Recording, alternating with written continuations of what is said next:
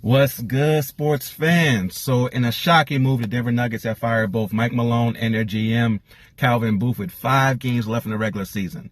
The playoffs are right around the corner. Not like when a black person says I'm right around the corner, but really right around the corner.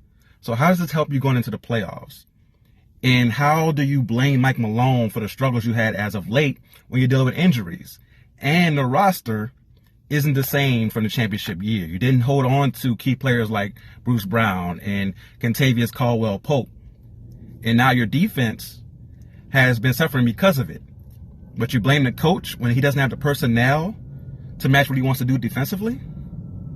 Now, the GM, you could blame him, but he could be hamstrung by what the budget is according to the owner. So it seems like they both got scapegoated in a situation that really didn't need a scapegoat. This one's really weird, even though they have been struggling lately because they were so patient with Mike Malone throughout all these years. He's been the head coach since 2015.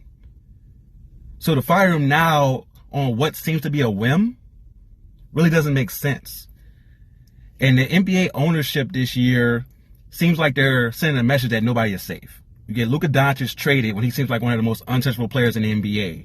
Taylor Jenkins, after a good tenure with the Grizzlies, gets fired with 10 games left in the regular season, which is shocking. And then Denver's like, you think that's shocking? Hold my beer, bro. 5 games left. We're going to fire our coach who has a championship on his resume.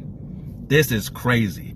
And I don't see how the Nuggets will be better for it going into the playoffs.